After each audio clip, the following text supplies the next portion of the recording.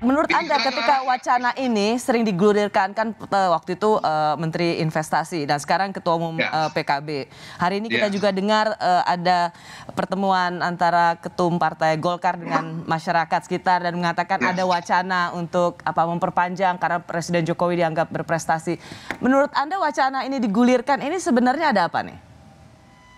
Ya, kalau saya sih ya dalam tanda kutip ya ada setujunya dengan dilanjutkan ini dengan argumentasi soal polarisasi lalu kemudian kalau keberlanjutan pembangunan dan seterusnya. Tetapi saya tidak setuju caranya gitulah dan saya tidak setuju dengan priorisasinya. Nah, mengapa perpanjangan? Tentu saya nggak bisa berbicara karena karena ini bukan pendapat saya bisa berbicara mengenai pendapat saya dan bahkan lebih jauh daripada itu saya orang yang tidak setuju dengan konsep perpanjangan masa jabatan Rosi. Jadi saya agak dilematis. Ini saya sekarang nggak boleh bicara sebagai pengamat ya, saya sebagai aktivis ya sebagai soal tema ini ya masa jabatan 3 periode diperpanjang.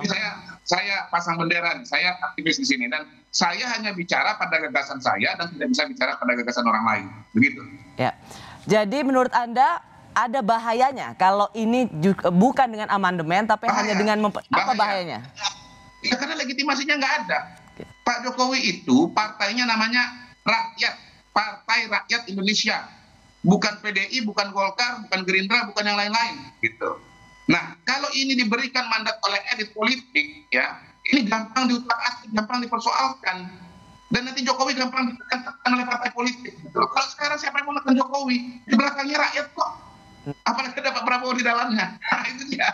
Gitu. Jadi kalau mau fair, pemilu saja Jokowi Prabowo. Seluruh rakyat berdiri di belakang Jokowi dan Prabowo. Sing ada lawan.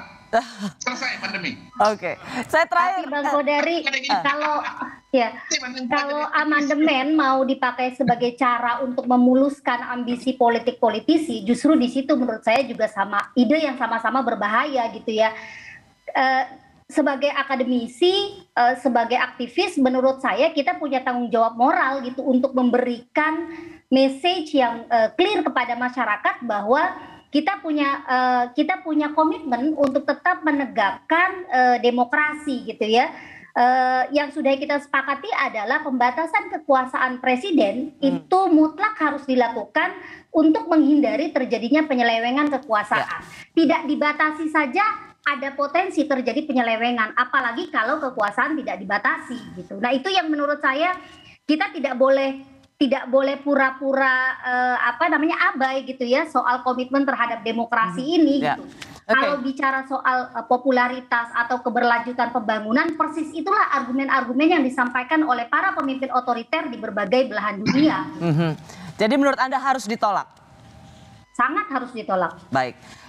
Saya singkat aja karena saya ingin dapat jawaban dari Bung Eko Kun tadi. Sebagai seorang Ganjaris, tapi juga sebagai seorang yang mendukung Presiden Jokowi. Kalau misalnya Presiden Jokowi diiakan untuk perpanjangan 2-3 tahun, Anda galau nggak? Ini mau tetap sama Pak Jokowi atau mendorong Mas Ganjar untuk nyapres? Saya dukung konstitusi lah. Kalau konstitusi bilang ada pembatasan masa jabatan presiden dan masa jabatan itu 5 tahun, saya konsisten dengan tetap berposisi tentang konstitusi. Jadi Anda nggak setuju kalau ada perpanjangan masa presiden? Konstitusi ngomongnya seperti itu. Ya, makanya kan konstitusi bisa diubah. Konstitusi kan bukan kitab suci. Kalau itu diubah, Anda setuju nggak? Kalau mengubah hanya karena masa jabatan, ya saya nggak setuju. Oke, meskipun itu meskipun yang diperpanjang masa jabatannya Presiden Jokowi ya? Iya, siapapun karena konstitusi ya jangan diubahnya karena jabatan lah. Baik.